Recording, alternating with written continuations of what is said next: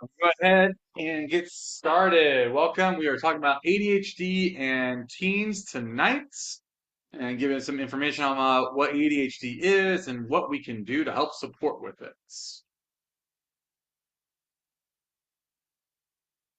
My name is Tom Hare. I am the director for Auburn Davis Center for DBT. I've been licensed since 2014 and working for a total of 16 years in the field with some of the toughest teens in the state. Residential facilities for foster youth, for kids who cannot be placed into foster homes, as well as for the last 5 or 6 years working with DBT, and just helping people to learn these skills and apply it to a whole variety of different disorders. Start tonight with some mindfulness. Again, mindfulness is defined by me as the intentional, non-judgmental focusing of one's attention, both internally and externally. And so tonight we are going to do something called a attention trainer. So I'm going to share a video. It's going to play some sounds for you with some visual prompts of what to listen to. And you're just going to listen and watch the video and listen to the things it tells you to listen to. And we'll go from there.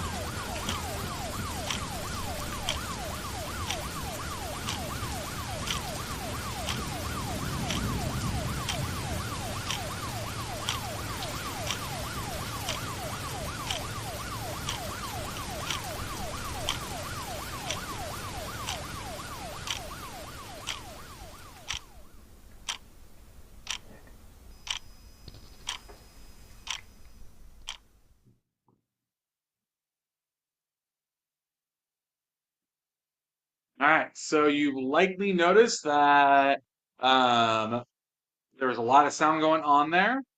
For people who have ADHD, they're gonna have a little bit harder time separating out all those things. And for the rest of us, you might even notice that some of the sounds appear to get louder. I'm not entirely sure if that was on purpose or not, but I do know that the brain will bring things forward to when your attention is on it, and noises that have remained the same will appear louder to you when you focus on them. So just some things to kind of note there. Notice how hard that was. That was a 5 minute attention training. That's something that's available on YouTube. You can look it up yourself, and it is actually something that can be very beneficial for those who struggle with ADHD, as it is train them how do you focus and take your keep your attention to where you want it to be, and not to let yourself get distracted with other sounds or other stimulus. I love that. So we'll talk about ADHD. So this is the breakdown of what ADHD is. There are two main subtypes, the inattentive type and the hyperactive or impulsive type. So ADHD, for those who may not know what the acronym stands for, is attention deficit hyperactivity disorder. There's also a combined type that has both of the symptoms from both classes, but for inattentive, we're looking at poor listening skills, loses or misplaces items, they're sidetracked by external or unimportant stimuli, forget about their daily activities, they have a diminished attention span, they lack ability to complete schoolwork or follow other instructions, and avoid or are disinclined to begin homework or activities requiring concentration. They fail to focus on details or make thoughtless mistakes in schoolwork or assignments. The inattentive type is what is colloquially called the space kid. They are very easily distracted and kind of off in their own head for a good chunk of the time. Um, these are ones that are actually not brought to attention very early on because they're not typically always distracted or being distracting to others. They're just distracted themselves. So they may be falling behind in school or struggling with in other ways, but they're not always a behavioral problem. So they don't really come to the attention of people early on.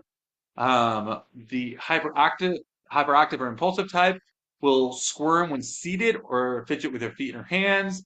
They're marked as they have marked restlessness that is difficult to control. They seem like they have a motor going on inside them, or they energize a bunny. They just keep going and going and going.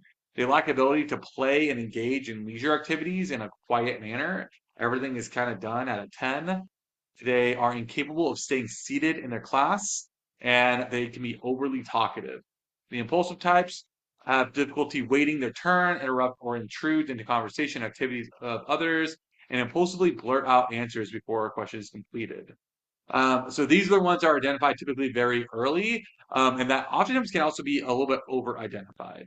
So these are ones that are identified in kindergarten, first grade, second grade, oftentimes boys, because they don't really fit the learning environment.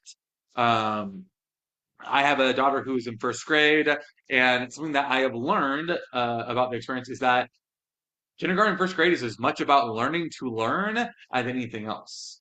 And for a lot of kids, they have a really hard time in a learning environment and just being able to sit still or do those kind of things. These also tend to be more male subtypes than the inattentive type, which tends to be more female. And so, as the hyperactive type might be over-identified and could be misdiagnosed for other things like anxiety, PTSD, or those kind of things. The inattentive type is oftentimes underdiagnosed and undertreated, and is not typically really identified until junior high or high school age, when the amount that they're falling behind is increasing. And so the ways that they have learned to short circuit or to get around their disability are no longer working because the workload is just that much higher. Um, And so we do see kind of a mismatch of those two things. And so just being able to do all that. Um, ADHD is something that is diagnosed in children, and so the symptoms have to be present prior to the age of 12. That does not mean you were diagnosed prior to the age of 12. It means that as if I were to be interviewing someone who say in their 20s, and I'm thinking it's an ADHD diagnosis, I would want to get confirmation from their parent or from other resources saying that these symptoms were present long before this came up or long before 25 and really before age 12. Other, again, concentration, other issues can actually be symptomatic of other disorders. And so then we'd be looking at those kind of things. So in adolescence specifically, it's looking largely the same with the core symptoms.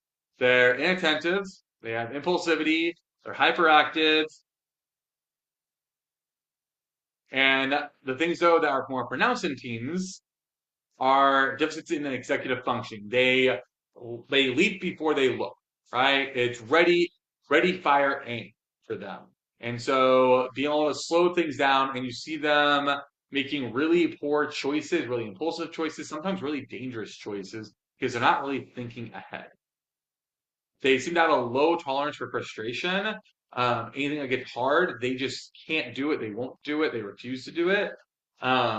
Within this, neurochemically, it's that there is a strong response to the reward center of the brain. And so when the brain is finding something that's very rewarding, they get fixated on it. So things like video games, like social networking, TikTok, and those kind of things that are all designed to trigger the pleasure center of our brain, their brains are very keyed into and can get sucked into very easily. The flip side is, though, they do not like to do things that they don't want to do. So homework, chores, tedious items, those kind of things, things that really push them on their concentration, those are going to be things that they are going to want to avoid. They may have disproportionate emotional responses. This is oftentimes due to issues of invalidation and misunderstanding, as well as misdiagnosis. It can be very frustrating trying to learn and work in a learning environment and just being a poor fit.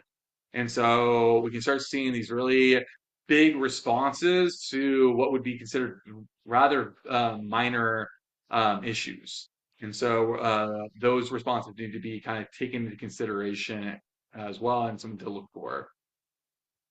They're also going to appear less emotionally mature than compared to their peers. So more silly, more off-color jokes, or those kind of things, maybe into younger items because again, those items are designed for people without the same level of attention as their peers, and so they're going to be coming off as more and more immature. This can also cause a lot of issues as well because this begins to increase feelings of social isolation and other issues that can be very problematic as well. So diagnosing ADHD in adolescence can be very complicated for a lot of reasons. First, to qualify, the symptoms have to be present in some way prior to age 12. However, recalling these symptoms can be very challenging. If there is disruptions in the caregiver, if the kid is in foster care or other setting, if they're adopted later, if they're in a residential or foster placement, all that information can be very hard to come by to really say that yes, this is ADHD and not something else. Many of the symptoms are written for younger children. And so we see a lot of different examples, not being able to stay in their seat, those kind of things. And maybe they're able to stay in their seat by the time they get to high school, but they are now having more of the inattention. They can't focus when asked a question in class. I'm sorry, what were you saying? Right? It's the distraction and those kind of things that can kind of really run afoul and really cause problems. We try to obtain reliable reports of symptoms is also more difficult. Teachers are very busy, especially in high school. You'll have teachers with 5 classes, right? It's 180 kids. right? Or 150 kids. So like that's a lot of kids to have to pay attention to, and for them to for them to then submit questionnaires about how are they doing in class and those kind of things, it can be really hard to get reliable information. Additionally, as conflict increases with the family, the information from parents will sometimes not be as reliable as it has been previously because now we're getting marked up answers because people are frustrated or because of the sore spot.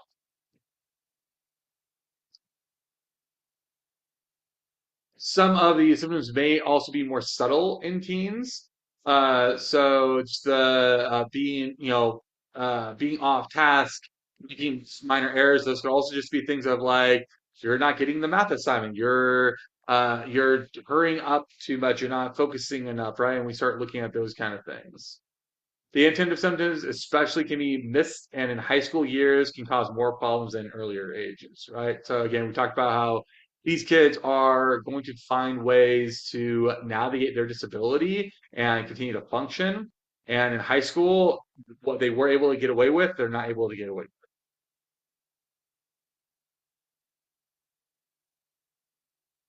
There also is very common for there to be comorbid or other disorders that are there along with the diagnosis of ADHD. If you're coming from a chaotic environment, you may experience things like PTSD and those kind of things. You may have a underlying anxiety disorder in terms of generalized anxiety or phobia. There could be a lot of social phobia and fear of rejection that happens, as well as depression and other things that manifest as a result of the ADHD. And those oftentimes are the things that are actually presented sometimes. Client or the teenager is depressed, it becomes suicidal, goes to the hospital because of a suicidal action or attempt, and they are then labeled with depression, but the underlying issue of the ADHD that is a makes them a poor fit for the learning environment is not as easily identified.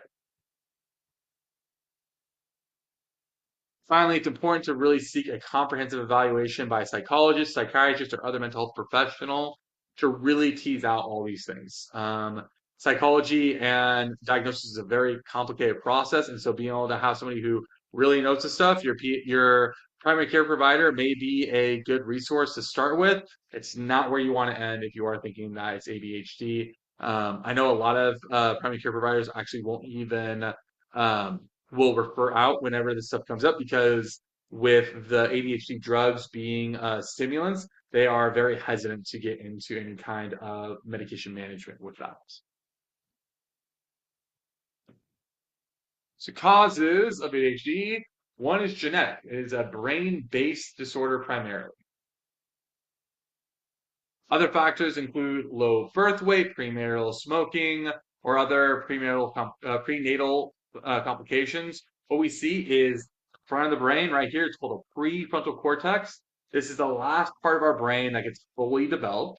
It's also where our executive functioning, our ability to pay attention and to say this is important, this is not, is the it's much more quiet in those with ADHD. The if you look at what are called functional MRIs, the blood flow is just not going there as much as with other people. Although parenting and family interactions can reduce or worsen the impact of ADHD symptoms, parenting styles alone do not cause ADHD. If your child has ADHD, you did not cause it. You may not have helped it. You may have made it worse, but you did not cause it in the first place. You also, in a lot of ways, probably have helped make it better. So from DBT, which is the style therapy that I do, ADHD is essentially a disorder of a weak attention and low tolerance for boredom. So attention is a skill that must be learned. It's the muscles in the brain, for lack of a better way of putting it, have to get stronger and stronger. On the flip side, boredom is a distressing emotion or experience, and that has to we have to learn to respond to that. A lot of us never learn how to be bored. And so being able to learn that is actually a really crucial skill for people. People diagnosed with ADHD may lack the skill to keep and hold the attention skills to deal with the distress of boredom, or likely both.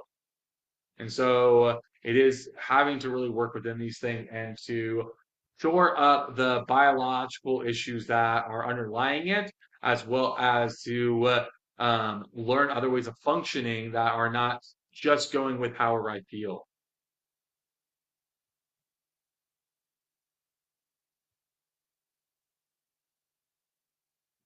So co-occurring conditions include destructive behavior disorder.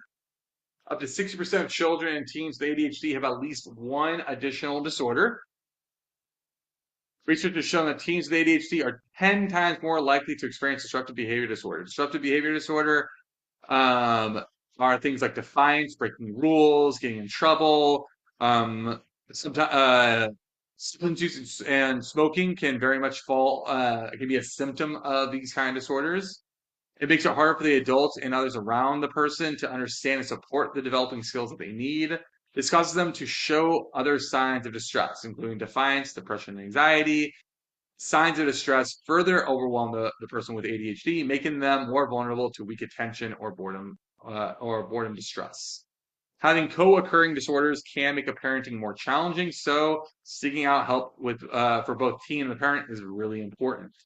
Um, Raising a teenager, raising a child in general is really hard. So being able to get support if your child is experiencing these kind of things is really important because, as everybody says, these kids do not come with a manual, and the kids that have these additional needs need a lot more additional support, and the people around them need additional support. This is the idea of it takes a village, and so being able to just work within that and get some support so that you're not feeling just so alone or out on your own. With mood disorders, 20 to 30% of teens with ADHD have a coexisting mood disorder. Mood disorder includes depression and or what's called bipolar. Bipolar is a underlying depression mixed in with periods of either highs or intense highs, who are called hypomanias or manias. So periods of time when sleep is either less necessary or completely unnecessary. It can basically look like somebody is on a stimulant, such as methamphetamine, for a prolonged period of time. And quite frankly, it feels like that. So it makes it really hard for people to with mania to come in for therapy because although they're having problems in their life, they feel really good. Depression includes sadness, irritability, disinterest in previous enjoyed activities, trouble sleeping, feeling hopeless about the future, thinking about death or suicide. Dysthymia is a similar to depression, but longer in duration and more generalized symptoms. So we're looking at less intense overall symptoms, but much longer lasting.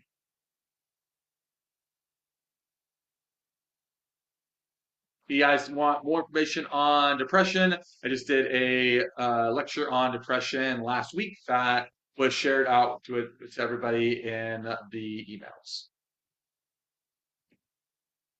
Anxiety may be present in as many as 10 to 40% of people with ADHD. It includes excessive worry, difficult controlling those worries, may experience physical symptoms, including headaches, having an upset stomach, rapid heartbeat, may experience anxiety attacks and begin to avoid anxiety provoking activities. I don't want to go to school. I don't want to play sports. I don't want to go to a party, anything that may provoke that anxiety or the anxiety attack. At times, anxiety disorder is actually the better focus due to the overlap of symptoms between ADHD and anxiety disorders. The best way to kind of talk about this is like something like PTSD. PTSD has an issue involved in it called hyperarousal. Basically, you are continuously focusing on minor stimulus that your brain is mistaking for danger. Well, that looks a lot like inattention. And so being able to get that treated can actually help, and the skills can then be translated over to the ADHD symptoms.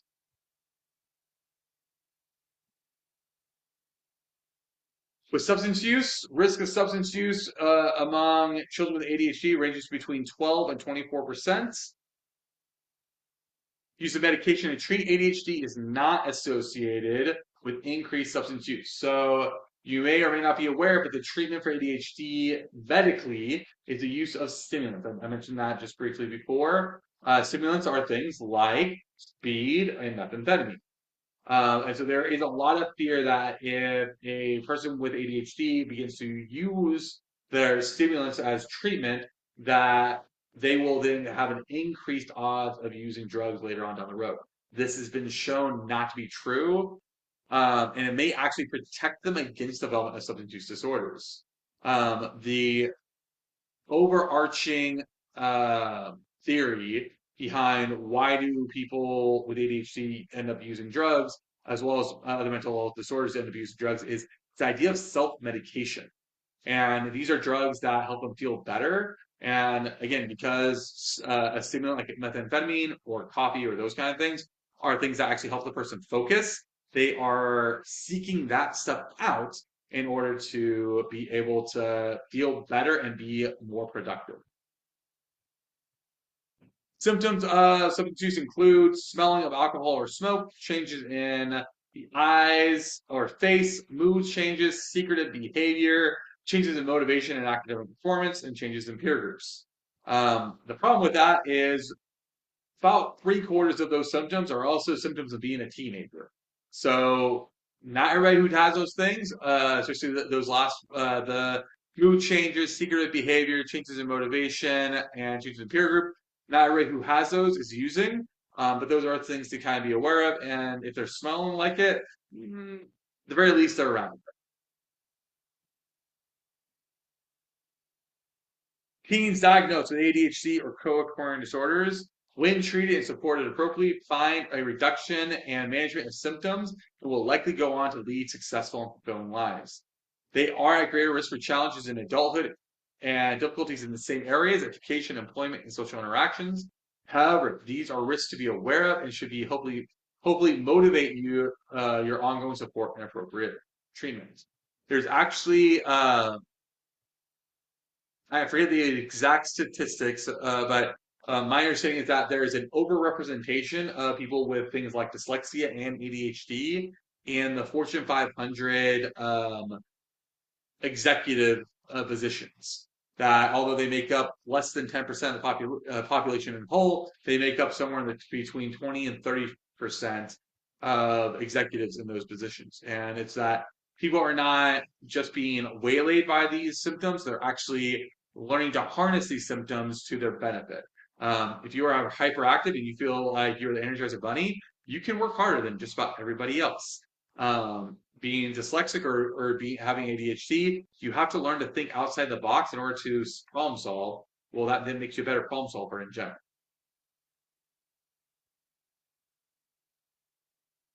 So ADHD in the teen years, teens with ADHD may experience stigma, embarrassment, or low self-esteem. So we gotta remember to validate first. If your child has been diagnosed with ADHD, being willing to remind them about how hard it is for them to pay attention. Don't just simply admonish or consequence, right? You have to validate. I know it's really hard to concentrate. What skills can you use in order to function better? They may wish to deny that they have ADHD, believing that they've quote grown out of it. Um, there is some research to show that people do grow out of ADHD, or at least a substantial portion of them do. That's being said, there are adults with ADHD and who are still currently taking medication for medically necessary reasons. And so being able to understand that, growing out of it, oftentimes though, is not until at least the early 20s, if not late 20s, when again this prefrontal cortex has become more and more involved, and there are still going to be deficits from previous issues with attention. It's important to explain that ADHD is not a personal shortcoming or a punishment. So they are not bad, they are not broken, they are not stupid, they are not lazy because they have ADHD. They just have a different brain, and that makes it harder for them to function. So really being able to sit with them, function with them, and understand them as best you can. Like any other medical condition, such as asthma or poor eyesight, it needs to be looked at as something that they have, not something that they are, or something that they cause. We want to engage in activities that they enjoy and where they can feel successful and grow confidence. So this might be that a different setting or finding other ways that they can excel so that they are tempered against the places that they are still going to struggle.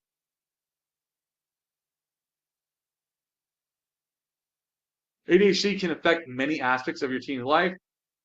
Often teens already experience academic challenges, difficulties with social interactions, and problems at home. ADHD can make all these issues much more challenging. Um, think about the academic challenges. Again, just as being a teenager and going through that and being more focused on friends rather than the academics and all the things that we adults see as important.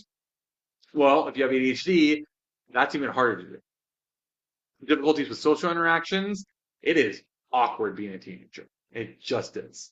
Um, and then if you are just a little bit less mature, that can really be a big thing in these years. Being able just to understand how it is that they feel and how they're being experienced, and learning those social skills. Family problems at home, a lot of them revolve around academics and other expectations. If those are not their areas of strength, that's going to increase the likelihood of there being some form of negative interaction. And so just being able to take some space in some of that and knowing how to approach things can be very helpful. So for academic performance, one of the things we recommend is pacing the workload of high school, or trying to keep up with the pace and workload of high school can be very demanding. Teens with ADHD may benefit from assistance with and training in note taking, study skills, and time management, and other organization. This may be where you're looking into getting an IEP evaluation and or 504 plan to get them some assistance that is written in and required then by the school. We're shifting from parent and teachers structuring their time and schedule to them relying on their own abilities, and their internal structures are just not as sound as other kids. Again, talked about the IEPs and 504 plans that may be accommodations such as extra test time, taking tests in a separate location with fewer distractions, and those kind of things. So there can be quite a bit of support that's given to them. And so just being able to get them assessed to be able to access the things that they have a right to. For social functioning, peer problems and peer rejection from early years may continue into adolescence. These are the kids that are labeled weird when they're young, and they're labeled really weird or worse when they're older. A lack of positive peer relationships in early years limits opportunities to practice and refine their social skills. They were rejected early, and now they've learned to avoid it. The importance of peer relationships increases, though, during the adolescent years. This is just a statement of fact. We become more fixated and more focused on our peer relationships than really any other relationship, and that's including the relationship with our parents. Just how it is. Teens with ADHD are at risk of associating with the quote the wrong crowd or experiencing peer rejection. Um, it can be a very cathartic, very validating experience to find a group that is similar to you that has also been rejected. And that shared experience of rejection can actually tie people closer and closer together. The issue is if these are kids who are also struggling with depression, anxiety, substance use, self harm, those kind of things, that there can then be a contagion effect that happens, and that can be really problematic. Provide we want to provide your team with opportunities to participate in structured social activities and that provide a positive experience. Sports, club, youth groups, mentorships, something, right? But again, this is something that you're wanting to find that they are really enjoying because having that be another battle you're fighting is probably not one you're going to win, at least not in the long run. How things look at home. On average, households of teens with ADHD have more parent-teen conflicts than teens without ADHD. And it's pretty common for teens to have conflict with their parents. That's part of life. Teens with ADHD have more difficulty complying with requests and require more reminders and supervision. So this is where there can be a lot of understandable frustration of you're 15, 16, 18. I don't know why you can't remember to do X, right? Take out the trash, clean your room, wash the dishes, get your stuff done. Whatever those things may be, it can be very difficult. And so just being able to keep all that in.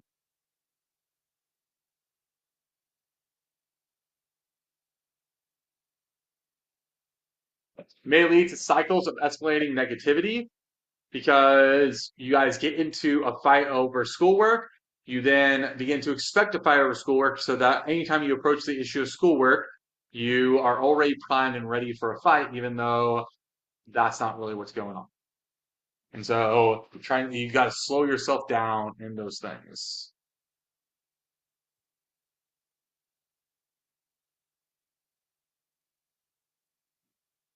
A teen's desire for greater freedom and independence is also at odds with the needs for more supervision and help with organization. A teen is very, and from a very healthy standpoint, wanting to grow up and leave the nest. They want to spend more time with their friends. They want to spend more time out of the house. They don't want you breathing over their neck or checking on them. And that could result in them struggling a lot more in school.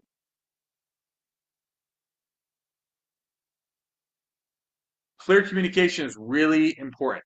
Explicitly stating rules and establishing consistent rewards and consequences is crucial for this age or for ADHD kids in general and at any age, but especially with teenagers. So basically, you're going to say what you're going to do, and you're going to do what you said. You're doing that over and over and over again. And you want to focus on not just negative or not just punishments, things that are decreasing behaviors, but also reinforcers or rewards that are increasing the likelihood of a behavior. The research shows over and over and over again, reinforcement is the thing that is the more effective of the approaches. Punishment will change behavior only as long as the person who is doing the punishing is around. As soon as the punisher is gone, the behavior will return. And that's going to lead to a lot of frustration for people who are just trying to change their behavior. I recommend don't discuss issues when you're angry. Wait until all parties have calmed down. That doesn't mean giving them carte blanche to wait out and not have a conversation. It means being able to address the conversation as best you can, and testing out the situation before you just go headlong into it. No, we're going to talk about this now. You really don't need to do that. There are very few things that need to be talked about right now. The saying never go to bed angry. It's crap. Go to bed angry. You'll be more effective in the morning. The go-to situation that I call out all the time with parents. Child coming home late from curfew, possibly under the influence. Um, don't have a discussion then. I'm telling you right now, it will not go well for you. What you do, honey, I'm so glad you're home. I was so worried, and I'm so relieved that you're okay. Go to your room, talk about this in the morning. If you've already established a consequence, you are welcome to enforce the consequence at that moment. Okay, as you know, when you're late, you give up your phone. Phone goes to me. But through all of this, I'm talking like, quite frankly, I'm doing this training. It really shouldn't be that much different, and it's very easy for it to be that different. Oh my God, I was so worried about him. Maybe not when we get to, I'm so glad you're okay. You're in so much trouble. Where were you? What were you doing? What were you thinking? How can you be so stupid? Especially again, if they are coming home not just late, but under the influence, right? It's understandable that you're going to have a reaction. Nobody's functioning well after curfew. There's a reason why we have curfew. So go to bed. Wake up, calm down, then have the discussion. That's where you're going to be the most functional. So how do we treat ADHD? So we focus on symptom management, on decreasing the symptoms because there is no just cure for ADHD. We cannot make the brain function or form in a way that's going to be better and better, and or we can't fix it right away. And as you practice the skills and everything else, you're going to make the brain stronger and stronger. And so we're going to try to utilize those skills to really enhance all that. We're going to educate your teen about the diagnosis, and as he or she is growing up, an ability to understand it. It's not an excuse to do things. It's not an excuse to get away with things. This is not a, hey, little Johnny, can you go do the dishes? I can't have ADHD. No, you can. You just have to remind you a lot. And that's okay. Right? And what's something you can do to remind yourself? And finding those things, putting things into place that allow the person to develop their own way of functioning with this thing. It is a myth that medication becomes less effective in teen years. The person can get bigger and put on more weight and other things that can affect the effectiveness of the dosage of medication that they're on. And so they may have to take more, but the medication itself does not become less effective. They may also benefit from longer acting medications that sustain them through the after school activities. There are what are called extended release tablets that dissolve more slowly in the system to cause uh, a longer time of being under the effect of the medication. Um, ADHD medication gets in and out of the system really fast. You will, it's out of your system within several hours, and it does not build up in your system. Unlike other psychotropic or psychiatric medications that take time to build up in the system before you really get to an effective place.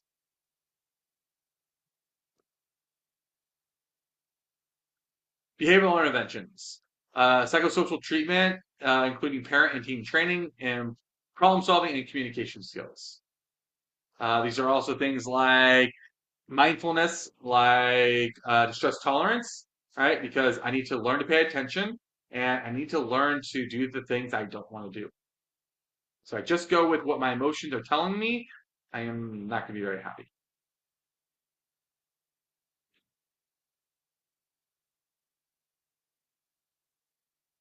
You want to boost your teen's confidence.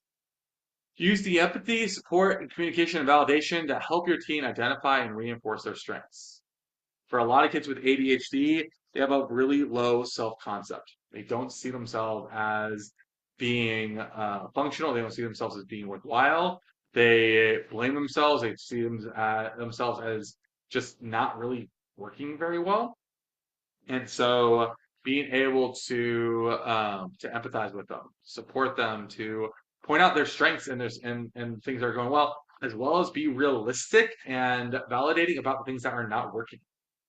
Just saying that everything's okay, you're not fooling anybody, including your team. And so being able to admit, yeah, this is not working. We need to try something different can be very helpful.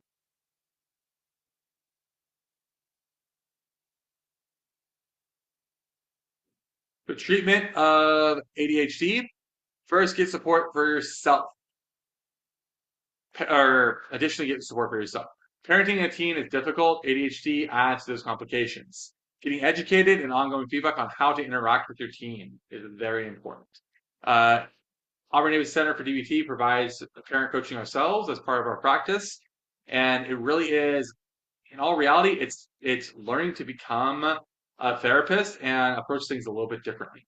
For some of you, that may sound amazing. For some of you, you're like, wow, that sounds horrible. I don't blame you, just FYI. Um, and I have found that I can be very effective with my kids when I use my skills.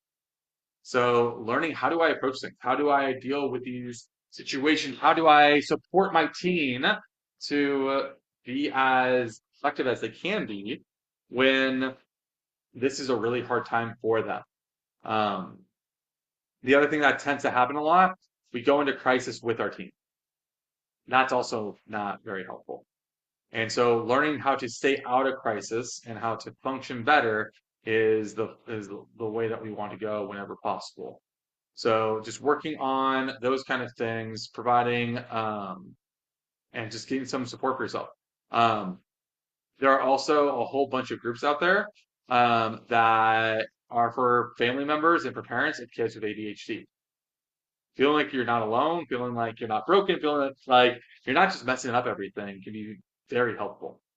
And so take advantage of those groups and get some support in those from those places so that you're not quite so frustrated.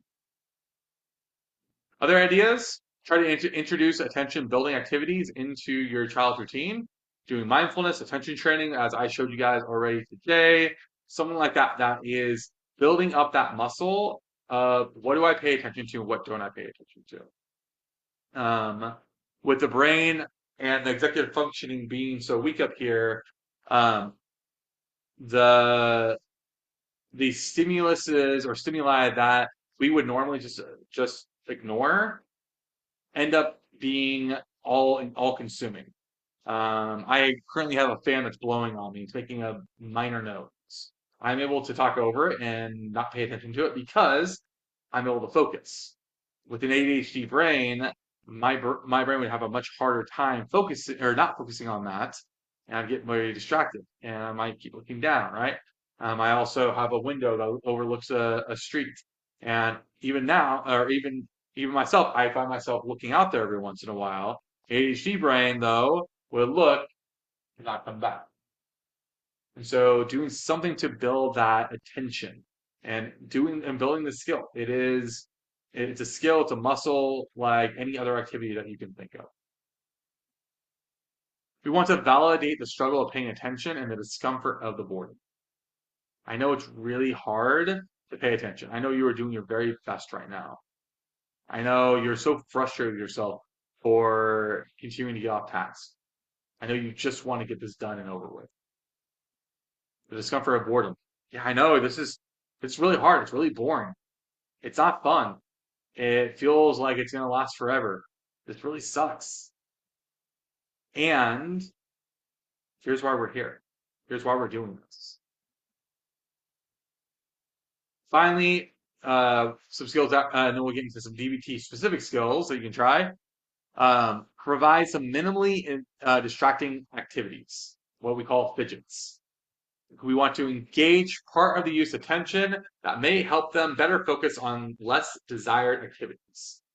So going to school and doing those kind of things, right? So having the little fidget spinners, having the fidget cubes, again, finding things that they can do that again minimally distract them, and keep their hand busy, and that can actually help them focus auditorily. Um, for myself, I found that I would actually listen better in class by playing solitaire than by trying to listen. I I wasn't one to take a whole lot of notes or anything else like that. I would take notes as I could, but I really didn't feel much need for it. And so playing some solitaire was actually a better way for me to pay attention. I also knew what I couldn't do. If I got on to the internet and I started surfing and reading things, I lost it and I couldn't pay attention anymore. So you need to figure out what's going to work and what's not going to work.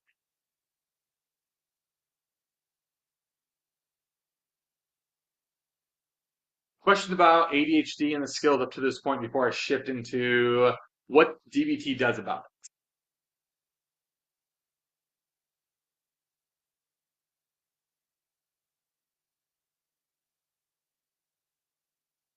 All right. So with DBT, three skills that you can use, and there's actually probably quite a bit more, um, are going to be mindfulness, what we call wise mind accepts, and improve the moment. Mindfulness, as I've already talked about, the is the learning to focus your attention where you want it to be, non-judgmentally, and both internally and externally. Additionally, the mind is like a muscle. The more you exercise it, the stronger it's going to get and the more effective it is. You need to practice holding your attention like any other skill. As in many other skills, attention should be practiced in multiple ways. Um, a big complaint that comes in from parents of kids with ADHD is, well, they can focus on their video games, they focus when they're playing sports, they focus on this enjoyed activity. That's because of that weakness of, or that susceptibility to the pleasure center of the brain. Stuff that is pleasurable to them, they will get stuck on. Stuff that's not pleasurable, though, that you don't want to touch with a 10-foot pole. And so there is going to be a difference in reaction there. And with that, mindfulness is helping us to push into that. Yeah, I get it. You don't want to focus on this, and we're going to.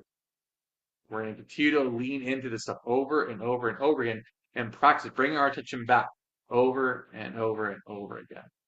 Mindfulness is not necessarily about keeping your attention. It's about noticing when your attention is drifting and bringing it back over and over and over again.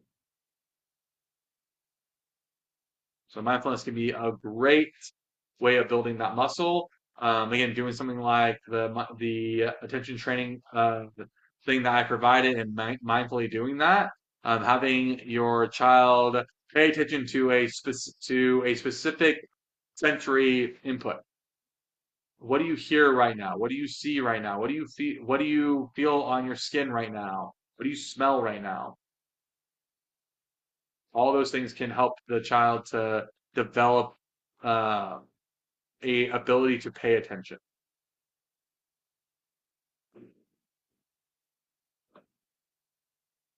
Wise mind accepts. We're utilizing activities to make intolerable emotions more tolerable, specifically for ADHD, boredom. So the first one, activities. These are similar to what I talked about with um, the behaviors or the activities that only take minimal attention. It's something that might keep your hands busy, but that doesn't cause you to get off task or do other things. We want to find a sweet spot. Um, Knitting, again, the fidget spinners. I enjoyed playing cards for a bit and just an actual deck of cards and shuffling and those kind of things. Things that are minimally distracting both to the person and to the people around them, because you got to function in the world. What this is it's activities that are this is going to help you get from point A to point B with the least amount of disruption and problems possible. For next, you're going to look at contributing, right? What can you do to get them involved? One of the great strategies that I see younger teachers doing, they have helpers. The kids who are bouncing off the walls, hey, I need you to, can you go get this? Can you go get this? Can you go get this? You keep them busy, and all of a sudden, they're not bouncing off the walls. So they have something to do. And helping out is a great way to access kids. From what I've seen, kids love helping. They love being seen as a helper. And so utilizing something there to be able to give them something to do and to feel good about. Seek is to compare. This is not to like just compare to like the starving kids in India or Africa or South America or wherever your parents told you that kids were starving. This is also comparing to previous versions of themselves. Hey, remember a month ago? Remember 3 months ago? Remember 6 months ago? And you couldn't sit down for a whole class. You couldn't get an activity done. You couldn't remember something if you walked more than 3 steps. And now look at you. Maybe they're not all the way there. Maybe they're still forgetting quite a bit, and they are improving. oftentimes. The E is for eliciting a strong other emotion. So this might be, something that makes them happy. This is cracking jokes. This is, um, making an activity as fun as you possibly can. Um, it might also be sometimes getting into other emotions, getting them a little bit mad. Not a lot mad, but a little mad. When you're mad, you focus better, right? This might be if you are coaching, um, you know, getting them all pumped up and getting that adrenaline going so that they focus better and they focus different. P is for push away. This is when all those things that are so distracting are there and you just want to deal with them and think about them then. You're going to push away over and over and over again. Nope, it's not the time to do this. I gotta take this test. I gotta take this trash out. I gotta talk to mom. I gotta get my homework done. I'll do that at this time. Being able to schedule stuff is very powerful and helpful to people, including things like scheduling worry, scheduling playtime, and sticking to it. You'll be amazed what people can do when they know there's a light at the end of the tunnel. Finally, we need to soothe with our senses. So this is using our five senses: sight, sound, smell, taste, and touch to enhance our feelings and help us calm down.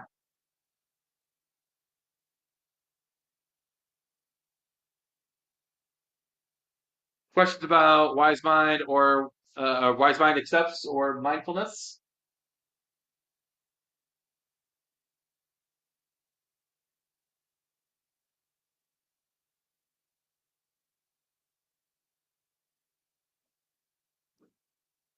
All right, finally, improve the moment. So improve the moment is about when we engage in activity, when we can utilize our thoughts and change our internal skills to decrease our distress. Again, it doesn't actually change the situation, it just makes the situation more tolerable for us. First is using imagery, using an image of something that is pleasurable, that is enjoyable, or in other ways, kind of going on there that will help to make the situation less painful. Um, being distracted, being being bored is not a pleasurable thing, and so um, if they can imagine something and that helps them to just sit still, then that can be a really great way to get through the situation. Um, using imagery also to enhance whatever, like, can they imagine more, right? Or use their imagination to enhance the things that they're hearing so that they bring that into things more often.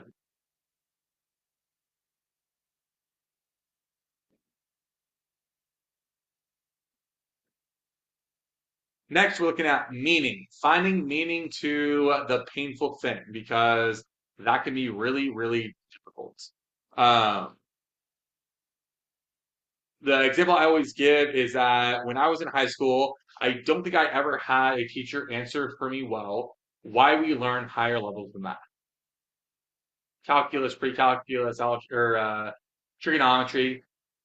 Could never explain to me when I'm ever going to use it. And the answer that at least I've heard from a book that I read that I thought actually answered the question very well is we don't learn those things to learn those things. We learn those things to learn to problem solve and do those and to apply this in other areas of our life. Well, that makes me actually want to learn math again, right? Because now I have a reason to my suffering. It's not just painful. And so being able to get that can actually be very helpful. And you got to find meaning to the suffering. So what's the purpose? And some of our rote answers as adults, this is how you go to college, this is how you get a good job. For a teenager, that feels like a million miles away. So you got to find something in the here and now. So set smaller goals. Set timelines and deadlines that are going to be more in their scope and really help them to keep moving forward. The fact is, if I'm not paid, I'm not showing up to work. All right. Maybe there are other things I'm going to do, but even those things are going to benefit me. I take out the trash because I don't want the trash to smell, because I don't want my wife to get mad at me. Right? I clean the house because I don't want to live in something that I subjectively think is dirty. The problem is people have different subjective levels of what dirty means. I guarantee you, to this day, my definition of clean is not my mom's definition of clean. And so, why am I doing this? And be able to bring that in there. P is for prayer. Prayer can be religious or not religious. It can be spiritual or not spiritual. Prayer is about connecting to something bigger than yourself, whether that be the universe as a whole or a specific higher power, but doing something to connect. Prayer can also be ritualistic or it can be free flowing. You can say the Lord's Prayer or the Shema or some other version or things of a prayer from any number of religious practices, or you just talk to the universe. You can you can remind yourself of all connections to the world around you. Remind yourself that the water passing through you has been through several other animals and across the world, if not across the universe, to get to where it is today. All those are forms of prayer in this case. Doing something to relax. Taking a few minutes and giving yourself permission to take a break and just be. Take a deep breath in, deep breath out. It doesn't have to be some major thing. If you have the opportunity to do some major relaxation, go get a massage or take a major vacation, do that. If you don't, then don't. But I think everybody has time to take 3 deep breaths. Do something to relax and just to get yourself reoriented. Do one thing at a time. Oftentimes, especially the ADHD brain, can't see the can't see the trees through the forest. They see everything and they see this huge thing and they can't see the individual trees that they have to get by, cut down, whatever the analogy would be in here. The other analogy I love to use, uh, when you're climbing a mountain and you're just staring at the peak, it feels overwhelming. The mountain's huge and you're small. You don't focus on the peak. You focus on what's the next climb, what's the next step, what's the next place that I gotta get to. That's how you complete a major action. So we're going to take this one thing at a time. The 12-step programs have a cap at no more than 24 hours. I'm doing this one day at a time. That is my ceiling. They really don't have a basement. I'm going to be sober for the next day, down to the next 12 hours, down to 6 hours, down to an hour, down to a half hour, down to 5 minutes, down to 30 seconds if that's what it takes. For the next 30 seconds, I'm choosing to be sober. And whatever that amount of time is that feels realistic, you're going to do that. I'm so bored, I can't do this for even a minute more. Great. Can you do it for 30 seconds? Can you do it for 15 seconds? Get through that 15 seconds. What can you do now? I can do 5. I can do 10. I can do 20. You know what? I think I can do 30 seconds. It will pass. It will get better. Got to go through it though to get to it. Take a vacation. This can be a big planned thing. Go to Hawaii, go to the ocean, go to the mountains, wherever you want to go. Or it can be real quick. Using that imagery, put yourself in your favorite place in the world. Create a space in your home. A nice little reading nook or other place where it's just your little piece of heaven. I have a colleague who has created a garden. That's their little piece of heaven. They go out and they say they don't have a green thumb, they have a brown thumb, but they keep things alive enough that they just go out and they garden, and that's their little piece of vacation. And they do it on almost a daily basis. Finally, encouragement. You got this. You can do this. 5 more minutes. Right? Doing something. Right? It's being a coach to yourself. Some people, rather than a coach, they got what we call mean Muppets, or what I call mean Muppets. These are the two ornery old guys who sat up in the balcony and yelled down insults at the other Muppets. Some of us have got really mean Muppets up in the balcony. We need to replace that with something else. And we need to have people cheering in the galley for us and saying, we can do this. Being able to do this on our own, it's just too much. We need some reinforcement. We need some encouragement to get us through. And that is improve the moment. Questions about improve the moment or any other skill I discussed or any other aspect of what I discussed tonight?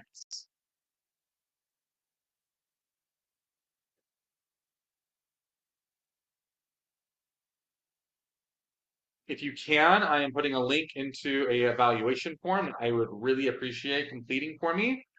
This is all part of a grant from what is called the Mental Health Services Act, and they want to know that people are not only attending but actually getting something from this, as well as an opportunity for me to learn how I can do better. So, if you would take a few minutes just to complete that form real quick, I would highly appreciate that.